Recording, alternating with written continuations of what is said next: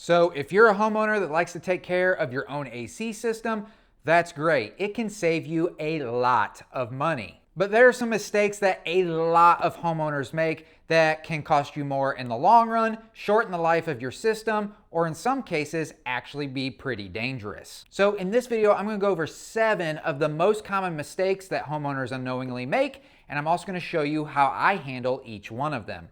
So let's go ahead and jump right in.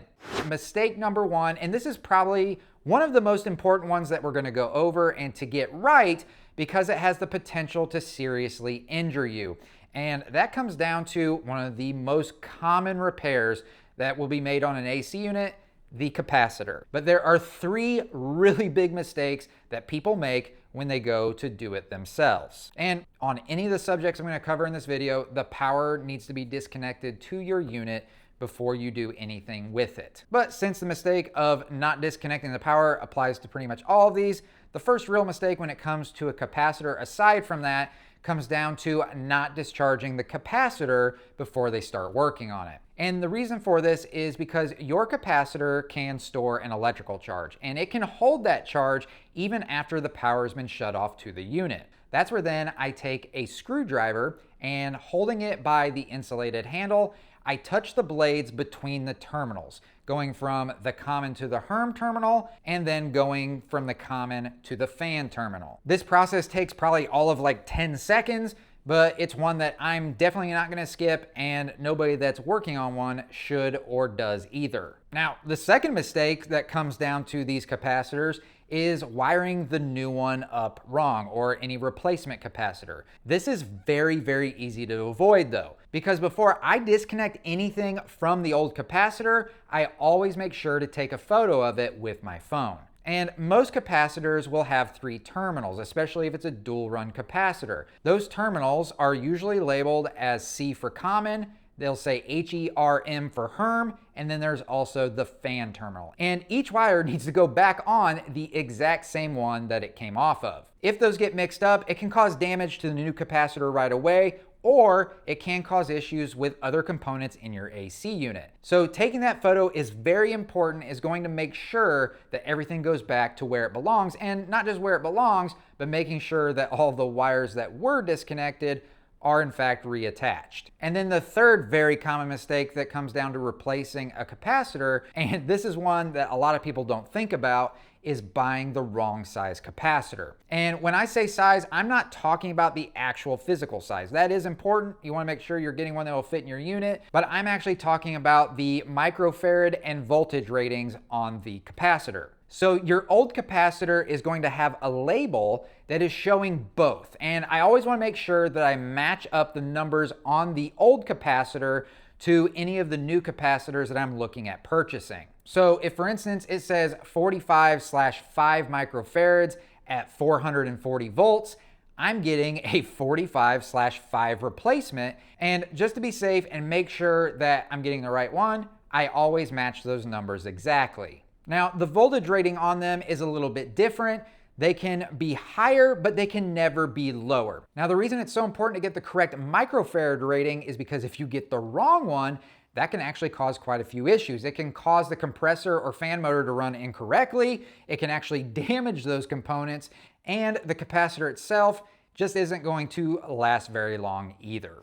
All right, so moving on to mistake number 2. This one actually surprises a lot of people when they find out that they've been doing this one wrong. And that comes down to when you go to install your air filter. And one of the biggest issues and most common issues that comes up when installing an air filter the wrong way is because it gets installed backwards. If you look on any air filter, there's always going to be an arrow on one of the sides or numerous of the sides, and that arrow is going to show you the direction that airflow needs to pass through it. So when I'm putting one in, or when anybody's putting one in, you always want to make sure that the arrow is pointing towards the blower or up into the air handler.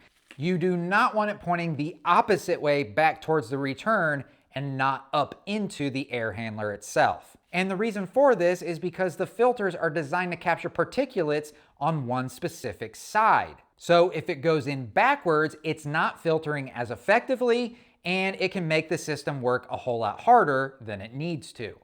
All right, so moving on to mistake number 3, and this has to do with cleaning your condenser coils, and there's a few of them wrapped into one. And that mistake comes down to just cleaning the outside of the coils and never getting the inside of them. A lot of people will just tell you to take a hose and just spray down the outside of the unit and then just call it a day. But what I like to do is I like to take the lid off, and there's numerous reasons for this, but this way I'm able to access the inside and get it a whole lot cleaner. And where that can really come into play is, like in my case, there are a lot of units that have 2 rows of coils. And if you only get the outside row of coils, then the inside row of coils never gets cleaned. It just continues to build up with dirt and grime, mold and mildew, and it's just never going to get cleaned. Now, the second mistake, in my opinion, is only using water. Water alone is just not going to remove the very common things that are on coils, causing that efficiency loss the way that a dedicated coil cleaner will.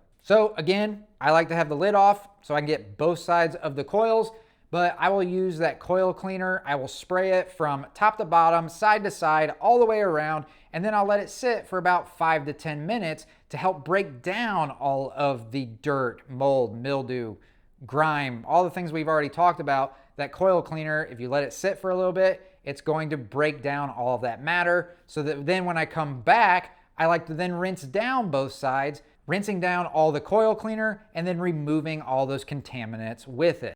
Now, another huge mistake that just about everybody makes when working on projects like this out in this brutal heat is not properly rehydrating. And I don't mean just by drinking water, I mean by actually replacing what you lose when you sweat. And the way that I go about doing that is by drinking Element, who, by the way, is the sponsor of today's video. And we've been using these Element packets for a very long time now. And recently, we've also really been loving these cold, sparkling electrolyte drinks. And the main reason why this is so important to me is when you sweat, the main electrolyte that you lose is sodium. And when you're low on it, it's super common to feel drained or get muscle cramps. But with Element, it gives you 1,000 milligrams of sodium, 200 of potassium, and 60 of magnesium with no sugar and no junk in it. And right now, Element is offering my listeners a free 8-count sample pack of Element's most popular drink mix flavors with any order. So this is a great way to try fan favorite flavors or share Element with a salty friend. So get yours at drinkelement.com/howtohome, and this deal is only available through my link, which I will have down in the video description down below. But again, you must go to drinklmt.com/howtohome. So thanks a ton to Element for sponsoring today's video, but now let's go ahead and get into the next AC mistake.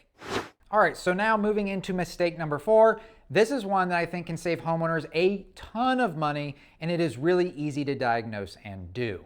And that mistake comes down to not knowing what to do when the AC unit stops working and the thermostat is showing a blank screen or is completely unresponsive. So when this happens, a lot of people just assume that something very serious is going on, and they immediately pick up the phone and call an AC tech, which can cost anywhere from $50 to a few $100s just for the service call. But in this case, when you're seeing those things like the blank screen or an unresponsive thermostat, that usually points to there being a really good chance that all that's going on is that you have a clogged condensation line. So in this case, the quickest fix, and usually what you're going to see an AC tech do when they come out, is to use a shop vac. So for me personally, I take the suction hose, I put it over the end of the condensation line, I run my shop vac for about a minute or so that it can suck the clog right out of the line.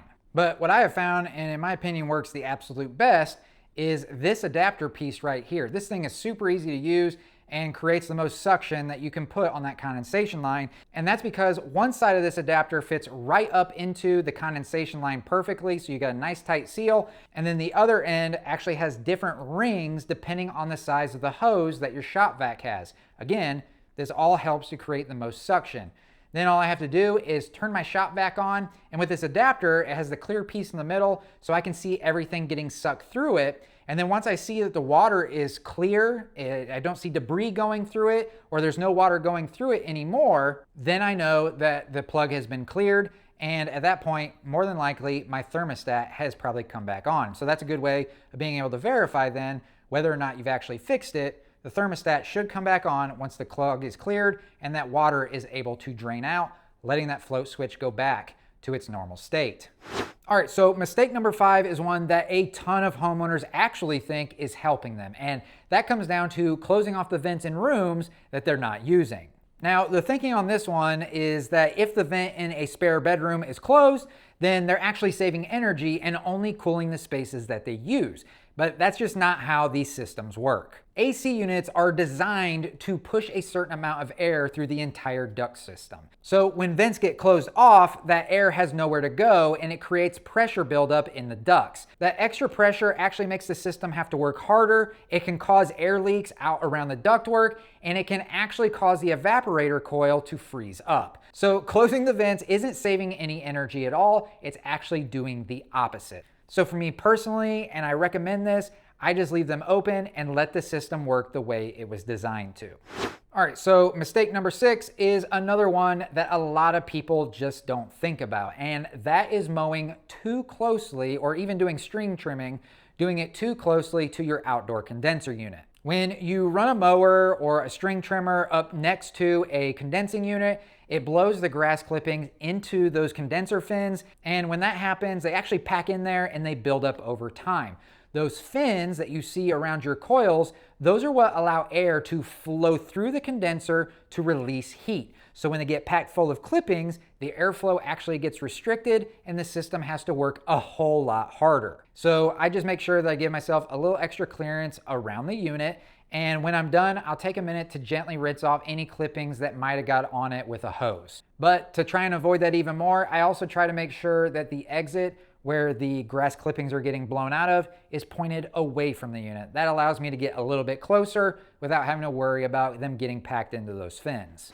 All right, so moving into mistake number 7, and this is probably the most overlooked one on this entire list, and that is the insulation on your refrigerant lines. So if you go outside and you look at your condenser, you're going to see 2 copper lines that are going into the house. There's one smaller one and there's a larger one. Well, that larger line is your suction line, and it should be covered with foam insulation.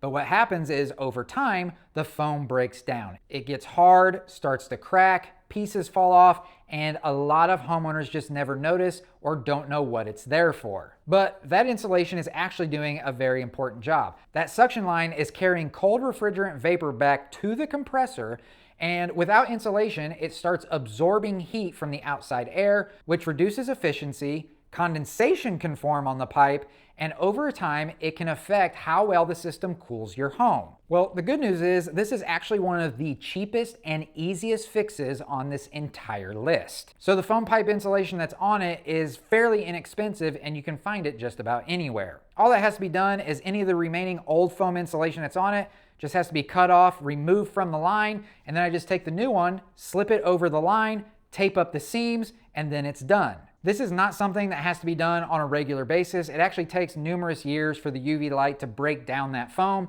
and they do have covers out there now, UV covers that you can put over that foam so that it doesn't degrade. It keeps it intact and it lasts for many, many years. But again, like always, for your convenience, I will have affiliate links for everything you saw in this video, from the tools and all the materials we talked about. I'll have affiliate links for all of it down in the description down below, and a QR code up on the screen that also goes to those affiliate links. So whether you use the affiliate links or the QR code, it will take you directly to everything so you can check it all out for yourself. So these were the biggest mistakes that homeowners make. Again, we just kind of did a brief overview of mistakes, not the actual installs and repairs that are done, all the steps, because there can be quite a bit to it. And if we did go over all that in this video, it would probably be in a 3-hour, 4-hour long video. So if you're interested in any of the subjects we talked about, going more in depth on what exactly they are, I also go over some mistakes in them as well. But not only going over the mistakes, but also seeing how these things are actually installed and repaired. I have links for all the videos and subjects we talked about down in the description below as well. And I also have 2 of the most popular ones, or ones that I think most homeowners either don't know about or definitely need to know about. I'll have 2 videos on the screen right over here. Whichever one interests you the most, all you have to do is click on it and it will take you directly to it. But I hope that you found value in this video, and if you did, if you do me a huge favor, hit that thumbs up button right down below. And of course, if you have any questions or comments still, you can leave those down in the comment section. I'm Adam with How to Home, and I will catch you in one of those next videos.